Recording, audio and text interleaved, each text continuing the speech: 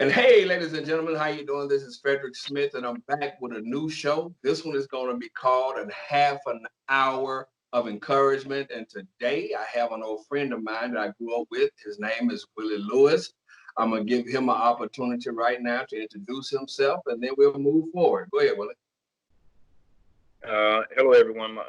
Like Fred said, we basically grew up together in Lexington, Mississippi, and so he asked me to come on and just be a part of this opportunity to encourage the hearts of anyone that's listening, because we don't know who's going to listen. So whoever is under the sound of our voice, I hope that you walk away from this conversation that we're going to be having, being encouraged. And so I live here in New York City, in a little small town, suburb area right outside of Manhattan called Nyack, New York. Um, I'm a family man. I've been married for 26 years. Actually 27 years this year, in the month of June. Three adult kids. I mean, two adult kids, and one that's about to get ready to go to the 12th grade. I have two grandkids. Um, and being in this pandemic that Fred was talking about, it's been challenging, but also at the same time it's been very encouraging. Just seeing the hand of God in the midst of this, and hopefully some of the things that God has been encouraging me with during this time, that I can just spread that same thing over to you, because it is Him that keeps us. So I'm going to give it back over to Fred. Okay. Well, tell us a little bit about your educational background. Well, I have a master's in pastoral counseling, and I started out. Well, I guess my whole career. That's basically what I've been doing. But thank God that I've had the opportunity, when it comes down to my career, to work with those people that have been incarcerated from 2 days to 40 life, 40 years to life sentences. So I've had an opportunity to deal with a really wide range of individuals that from I'm going to get out the next day to this is where I'm going to spend the rest of my life. And so God has really given me an opportunity to really be a light to those kind of people. And what do you say to a person that's going to spend life in prison? And so that's sort of I guess, a general picture of my education and career experience. Okay, well, that means we got somebody with some experience on here that people will be more than happy to listen to, because you've dealt with just about probably every situation that we're going to talk about today. Well, when I want to start off, we want to try to help some of the people that our voice can reach. And during this pandemic, a lot of folks are under a lot of pressure, and a lot of times they don't even realize they're under the pressure. They think they're doing good until something comes along and put a little nudge on that pressure and it bursts. But what is something that people can do right now to sort of relieve or release some of that anxiety or that underlying stress that they might have right now? I guess when you're talking about the practical approach to just relieving some of your stress, that one of the things that I try to encourage people, and I even encourage myself daily, is to set a routine. You know, that one of the important things that we know, that when our life has been altered in any kind of way, not just with a pandemic, with anything that throws off our daily routines, it sort of put us in a bad place, mentally, emotionally, and spiritually. So my thing is to, even though we been jarred or has been thrown off, that you're going to have to begin to develop a new routine that's not necessarily based on how you used to do things. So what that's going to do is it's going to challenge you to change your mindset. You got to have to renew your mind of what you consider as being the norm uh, in your life. If you're stuck in the house and you're doing homeschooling now, that's something that you've never done before, takes you out of what you're used to, uh, challenges where your weaknesses are, and sort of hopefully it enhances your strength. So just that's the first thing, just plan what your routine is going to be every day. You know, what was amazing for me is that me and my wife had a conversation, and she basically said, "Hey, we got to get together and think about how we're going to manage each hour of the day." Because at that time, I wasn't sure if I was going to be working at home or I was going to have to go into my job. And praise God that I had an opportunity to stay home and yet get paid. But my wife, her stresses and learning how to deal with this time was a little different because she still had the load of working, but she was working at home. So changing her mind, setting the routine that she would be able to balance out with having a family and then at the same time working and having to basically supervise the people that she, it was a task. And another thing that I believe that you need to do is if you have an opportunity, I know social isolation or social distancing is important at this time, but sometimes you just need to get out in the sunlight because sunlight is important for how it affects us because it gives us a sense of life. So getting out into the sunlight and just maybe walking down to the end of the street, stretching and finding yourself exercising on your porch, or if you don't have a porch in your driveway, you know, if you have a backyard, I'm talking about even more opportunity to do things that will give you so that you can begin to physically release some of the stress that you have. Okay, you hit the nail on the head with the outside. That's leading up to my next question about the kids, because the kids are not used to they kind of used to a certain structure, being at school around their friends, being able to conversate. But now they kind of stuck in the house with their parents or older siblings or younger siblings, and it's not what they used to, and it's kind of tough on them to stay focused on doing homeschooling, which right now we're coming out of the school year, but lend a little advice on that, on dealing with the kids. You know, I don't think there's an easy way to say how you're going to deal with the kids because it's really going to come down what kind of relationship you have with your kids. Because I guess as parents, we have to keep in mind that kids going to be kids, whether they're in isolation social distancing or not. So that means that the same issues that you had to deal with when they was out with their friends, you're gonna have to now it's even more compacted because they're right there with you. So it's gonna challenge you, the parent, to learn how to come into their world instead of wanting them to come into their world instead of coming into your world. Meaning that as parents, we typically what we do we set boundaries, we set guidelines. This is what I want done. You got to do it at this time because that's our normal routine. You go you go to work. You know what I'm saying? And so before work, you set out a plan of how you want them to, what they want, you want them to do when they get home. You know, after school, they got to do their homework, they got to do that. But see, now they're at home, they have to do school, homework, all in the same setting. You know what I'm saying? So what it does, it creates a level of anxiety that we have to learn how to deal with. So I encourage you to be honest to get to a place where now to get to know who your child is, because often we find ourselves get just caught up in the parenting role that we forget that these are little humans, human beings as well. So that means that they have opinions, they have ideas, they have things that are going on inside of them emotionally that they don't typically talk with their parents about. They find that outlet in their social circle with their friends. You know what I'm saying? Maybe other adults that they don't interact with at home. So now they're confronted with the fact now who in the world do I talk to? You know what I'm saying about these things. Uh, Now that's your responsibility, and so there is a place of balance that we have to come up with. And you know, I don't want to leave out because I'm definitely a believer in Christ, and so I don't want to leave out the fact that you have to incorporate what it really means to I guess trust or rest in God's presence.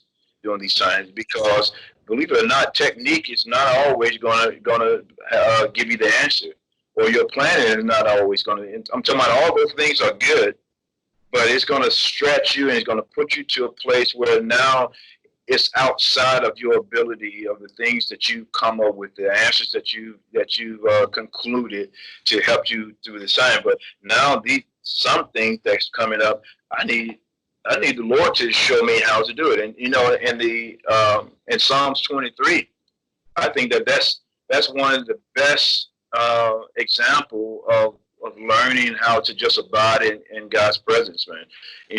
Because if we don't allow Him to be the shepherd during this time, meaning the one that's leading us, we can't go off of. Now we in a position where we can't go off of what they used to do. We can't do church the way we used to do. You know what I'm saying? We can't interact with the public the way we used to. So now you need the Lord to be your shepherd. It's almost like we're being forced to come back to the true shepherd. You know what I'm saying? Because now we got to hear what He's saying. Okay, is this okay to do now? And so that means that you need to spend some time praying, asking God, how do I manage this particular situation that's going on? Whether it's tension in the home or just your own internal tension that you're dealing with. Now, for the first time, you saw what you really have on the inside. You know what I'm saying? I want to pick up right there where you are, because I know a lot of those stresses can push people that don't really have a good foundation towards addictions. People pick up alcohol, or if they are taking pain pills, for pain, that sometimes can go into the emotional pain kind of side of things, and they'll start to lean on that pill or that alcohol or that drink or that smoke to try to get them through. Let's lean a little bit on that, on the addiction side, and how people can first kind of pick up on or see when somebody might be heading into some trouble, and what they can do about it, and how to address that kind of issue.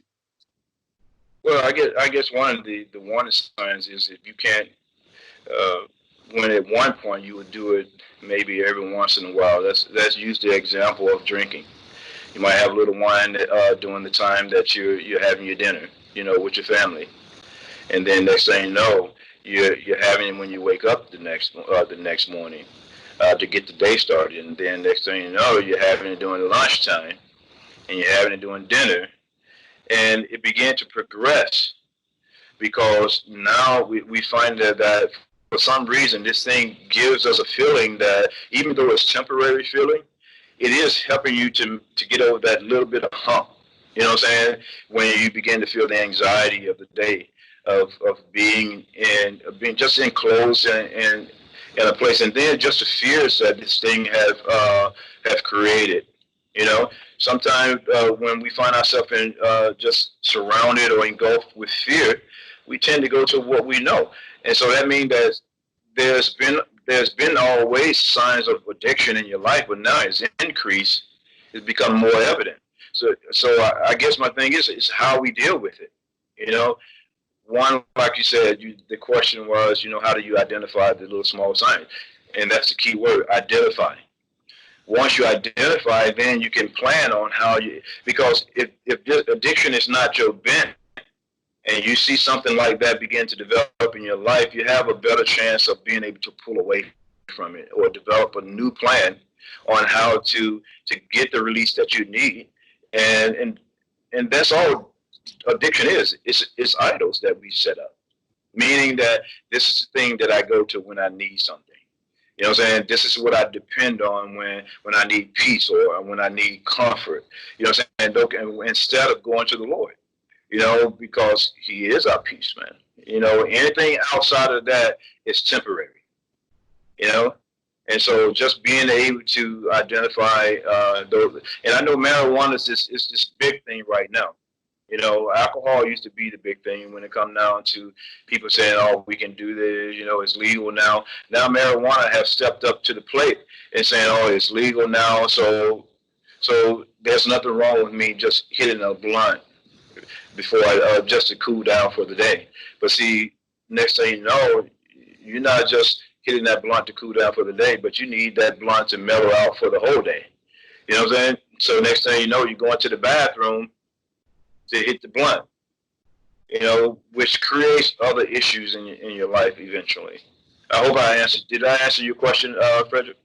Yeah, you did a great job. Let me ask you about this now, because this addiction thing leads into marital situations and relationships where domestic violence, child abuse, that kind of thing will start to poke its head up. Because now, on top of the stress, you're adding alcohol or some type of other substance that's causing this stress and pressure to just get stronger and stronger. And then all of a sudden, now we're taking it out on the people that we love.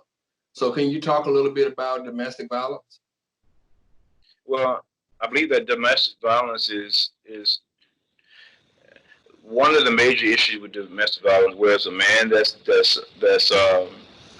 the abuser, or the woman could be the abuser.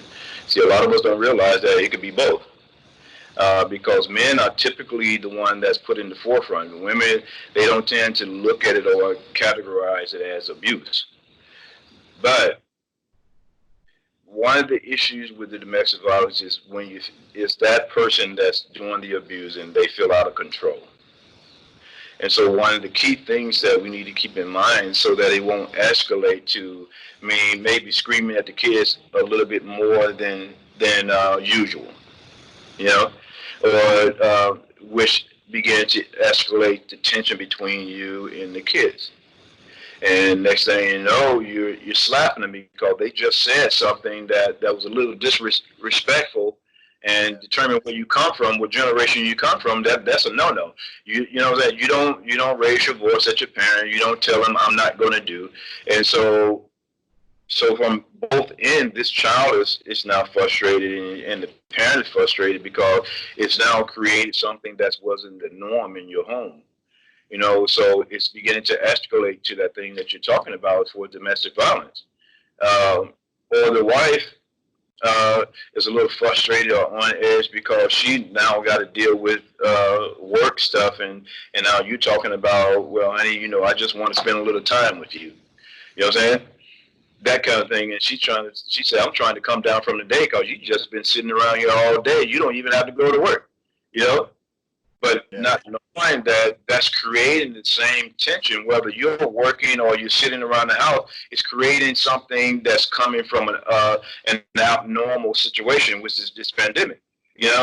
This is abnormal to us because this is not, for this generation that we're living in now, we've never seen anything like that, where we was isolated or sitting in the house all day long, without having our rights to be able to go out and jog or whatever, so I believe that one of the key things is learning how to communicate. What am I feeling right now? Sitting down as a family, if you have a family, if it's just you and your kids or with the husband, wife, and kids, that a conversation is always good to have, just to keep everybody abreast of how am I processing or how am I dealing with this change in our life. I didn't know you were that annoying, what I'm saying, when you eat. You know what I'm saying? Just it's a little simple stuff like that, Yeah, but let me go into this, because sometimes people can have an underlying mental illness that can kind of really lift it. All this stuff that we're talking about can blow it through the roof. If someone is somewhat of a schizophrenic or paranoid or whatever the issue might be, I'll touch on that a little bit. Well, if it's an underlying issue and for your first time that you've ever seen it, then there are services that's provided, whether it's via Zoom or those kind of things. But I believe the first thing is for you to be honest with yourself. That this is not normal. The level of anxiety that I'm feeling, because sometimes anxiety, I'm talking about, we all feel a certain level normally of anxiety, but when it escalates to the point where you're no longer in control of it, and you feel like this is something that it become chronic. That's a better word for it. That when anxiety become chronic, meaning that it's an ongoing thing every day, all day, that you're feeling a level of anxiety that's controlling your life to the point of how I react to the things that are going on in my life, my perspective on things that's going on in my life. You know what I'm saying? If it's changed, if it's affecting those things and it's taking you out of your norm, then you need to seek help. And one of the things that I used to be, because of my culture and where I come from, it's definitely the stigma that was created within the culture of the area, of that community.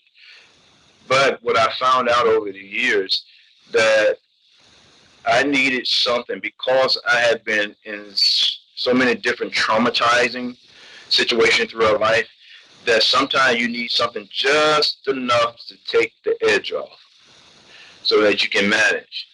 Not a dependency, but as it takes the edge off, what it does, it gives you opportunity and to be able to, I guess, get your thoughts together, to set up a plan on how you're going to manage it. But see, if this thing is continually going on and on and on, and you never have a chance to pull back, and it's overtaking your mind, and physically now you're being affected by it, because now you're getting, there's sicknesses that's created through anxiety. You know what I'm saying? That get physical health issues. And so now you got that's compacting the anxiety. And so it's become just this vicious cycle of just being overwhelmed with things. So just taking a little medication, you know, I believe it's well needed if you see it getting to that place. Now, my thing is that if you find that you can manage it, you just need to set a plan in place, then I will always advocate for that than putting something, a foreign medication in your body. You know, instead of something that you can do naturally to be able to help you to maintain. Because we all have to cope. You know what I'm saying? We all have to learn how to manage the life that we are living in. And now you mentioned the issue of schizophrenia. Now, my thing is, if you experiencing schizophrenia, you know, voices that's speaking to your mind and your head, and you know those kind of things, that didn't just start. Right. So that was always something that was always there, but now it's being magnified because what? You're not just constantly on the run. See, some of us are able to sort of drown out that stuff by our busyness. You know, or we find our comfort in other things. Whether there's some people, that's where addictions come from. They drown out the voices in their head when there's a deeper mental illnesses or imbalance in their head, that they use these drugs to sort of balance that out. And so that's why they're more prone to using drugs. So my thing is that, look, if this is something that you know that you've had an underlying issue, now is the time for you to focus on yourself. You know, now's the time where you can get the help without wondering if I'm going to be able to function if I take this medication, because you're at home now. So you have the time to be able to take the medication and see how it works with you, make the adjustments that you need to make in it, so that you can be able to manage that. It's not overtaking your life. It's not too strong, because sometimes people are prescribed medication for schizophrenia and all the different borderline personality issues, and a lot of other a whole list of different mental illnesses. But the medication is making them feel worse than the actual mental illness. And so this is a time where you can begin to go to the doctor. They can change the regimen. They can make some adjustments to it so it can fit you, not the way, the amount that it gives to that person, but that which helps you to be able to maintain without feeling overwhelmed with the medication. Oh, okay, good deal. Well, we're coming to the end of our half-an-hour show today. I want to thank Mr. Willie Lewis for being a part of this today, and I hope and pray that it touches somebody out there. There's somebody that, if you're in trouble, find some type of 800 number to reach out to someone. Go to your parents, your next door neighbor. If you're feeling suicidal, don't sit there alone. Reach out to someone. It's nothing bad about telling anyone that you're having some problems, that you might be a little sick or you might have a little issue. There's nothing wrong. There's nothing embarrassing about that. But until the next time we meet one another again, this is Frederick Smith with a half an hour of enlightenment. Thank you.